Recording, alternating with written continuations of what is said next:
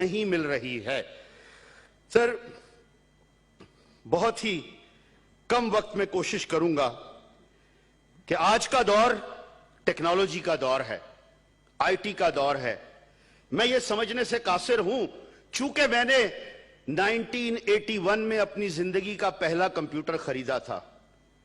साल 40 हो गए जब मैं पहली दफा बाहर गया था। उस वक्त से मैं टेक्नोलॉजी के साथ अटैच्ड हूं। I am not a technology master, I am not a degree holder, but अल्हम्दुलिल्लाह I am a technology lover. I know the value of technology.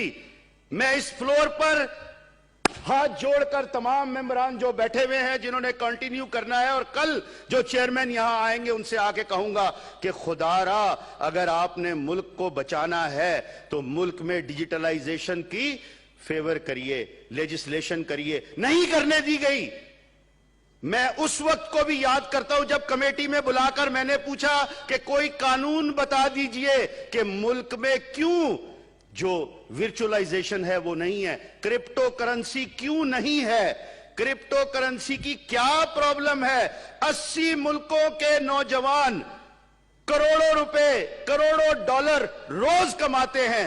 मेरी कौम के जो 61% नौजवान हैं, जिसमें आधे से ज्यादा बच्चियां हैं, उनका हक नहीं है। 8% हर रोज डिजिटल करेंसी जो है वो बढ़ती है, क्रिप्टो करेंसी बढ़ती है, लेकिन हमारे मुल्क में उसको किसने बैन किया है किसी को नहीं पता। ये वो साजिश है जो मेरी कौम के खिलाफ है। इमरान खान साहब, अगर आप कौम के लिए कुछ करना चाहते हैं तो खुदारा मत जाइए उन बातों पर जो आपके कानों में डाली जाती है कि शायद ये हराम है। अल्लाह रहम करे सर, अगर एक चीज सऊदी अरब में हराम नहीं है, ईरान में हराम नहीं है, मलेशिया में हराम नहीं है, इंडोनेशिया में हराम नहीं है, तो वर्चुअल करेंसी कैसे पाकिस्तान में हराम है? सिर्फ इस वजह से कि IMF के लोग, मैं फिर किसी इदारे का नाम नहीं लूंगा, वो लोग जो बाहर बैठे हुए हैं, जिन्होंने हमारे मुल्क के लोगों को, बच्चों को आईटी में नहीं आने दिया। इंडिया ने इतनी तरक्की की सिर्फ इस वजह से कि हमारे मुल्क में जो बैठे हुए लोग थे, उन्होंने कतई तौर पर आईटी को अडॉप्ट ही नहीं किया गया। सर, मैं एक सेक्रेटरी साहब के दफ्तर में गया, नए नए बने थे वो, तो मैंने जाकर देखा कि उनका कमरा बहुत ठंडा था। तो वो चूंकि एक डिप्टी सेक्रेटरी थे, मेरे दोस्त हैं बड़े मोहतरम, मैंने कहा यार तेरा कमरा बहुत ठंडा है। हंस के कहने लगा ये एसी मेरे लिए नहीं लगा। मैंने कहा किसके लिए लगा है? कि वो जो कंप्यूटर लगा था उसके लिए लगा था, और वो कंप्यूटर तो कभी चलता ही नहीं था। वो सेक्रेटरीज जिन्होंने कभी ईमेल यूज ही नहीं की, वो हमारे मुल्क को क्या करेंगे? मैं किसी के खिलाफ बात नहीं करूंगा, अगेन मुझे पता है उसकी मुझे बहुत सजा देनी पड़ेगी, लेकिन सर मैं क्या करूं, रोना आता है। क्यों हमारे बच्चों से क्रिप्टो करेंसी छीनी जा रही है?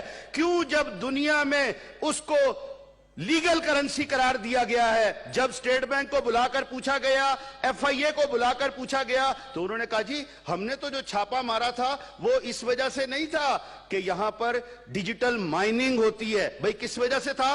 कि जी ये तो वो मनी लॉन्ड्रिंग हो रही है। सर मैंने पढ़ा, 1 साल तक पढ़ा, और मुझे खुशी है कि तमाम जो लोग समझते हैं उन्होंने मुझे डिजिटल सेनेटर का खिताब दिया, और मैं दुनिया का वाहिद डिजिटल सेनेटर हूं कि जिसने 1 साल में हर जगह पे जो ऐप थे उनको इस्तेमाल किया। और वो अपने लिए नहीं मैं कर रहा, मैं चाहता हूं कि मेरे कौम के जो बच्चे बच्चियां हैं वो जरूर उस ऐप का इस्तेमाल करें और उस ऐप से जितना ज्यादा फायदा हासिल कर सकते हैं। मैं दोबारा कह रहा हूं और हर जगह खड़े होकर कहूंगा, मैंने खान साहब को कहा कि आप चाहते हैं कि वाकई में दवाइयां सस्ती हो।